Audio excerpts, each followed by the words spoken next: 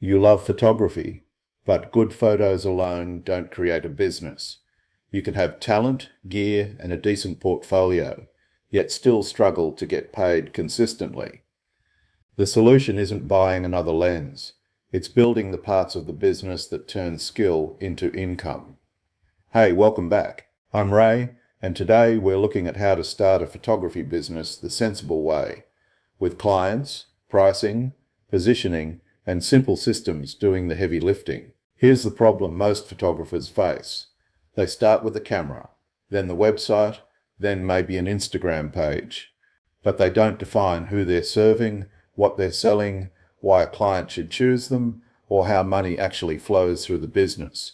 That creates a hobby with expenses, not a business with income. Start with your niche. I take photos is too broad. People don't search for someone with a camera. They search for a wedding photographer, family portrait photographer, real estate photographer, product photographer, headshot photographer, or event photographer. The clearer your niche, the easier your marketing becomes. A buyer should know in 3 seconds whether you're for them. Next, build a simple offer. Don't make people guess what they get. A strong offer explains the session type, location, time, number of edited images, delivery method, and price range. Confusion kills bookings. Clarity creates confidence. Now let's talk pricing, because this is where many new photographers hurt themselves. If you price only to get experience, you train the market to see you as cheap. Your price has to cover more than the hour behind the camera.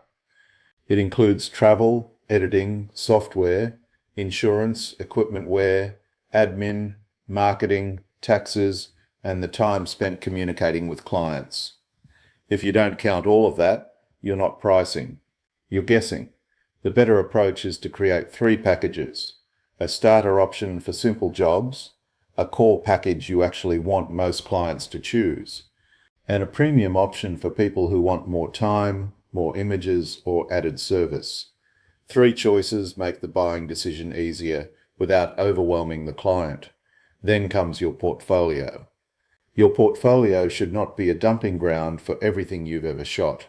It should prove you can solve the exact problem your ideal client has. If you want family work, show families. If you want business headshots, show professional portraits. If you want real estate, show clean rooms, strong angles, and good light. The portfolio should sell the future client, not impress other photographers. Your website needs to work like a booking tool, not just a gallery. Put your niche, location, and booking path near the top. Make the inquiry button obvious. Show pricing guidance, or at least starting prices. Add a short how it works section. Tell people what happens after they inquire. The easier you make the next step, the more likely people are to take it. Marketing is the next layer. Don't wait for clients to find you. Use local search phrases, Google Business Profile, referrals, Facebook groups, local vendor relationships, and simple helpful content. If you photograph families, connect with schools, kids' activity groups, and local mums communities. If you photograph businesses, connect with accountants, web designers, real estate agents, and coaches. Good clients often arrive through relationships before they arrive through ads. Client experience matters more than beginners realize. Reply quickly, be clear about pricing, send a preparation guide, make the session feel easy, deliver when you said you would. Ask for a review. A smooth experience turns one client into repeat work, referrals, and stronger social proof. Here's the practical starting plan. Choose one niche, create one clear offer, build 3 price tiers. Clean up your portfolio so it matches that niche. Add a simple enquiry path. Then contact 5 local people or businesses who already serve your ideal client. That's not theory, that's business activity. One more point before you move on. Don't confuse busy work with business work. Editing your logo for 3 hours won't get you clients. Improving your offer, pricing, and outreach will. The full article below walks through the basics of turning photography into a real business, not just a creative outlet. If your photos are good but your income is inconsistent, start there.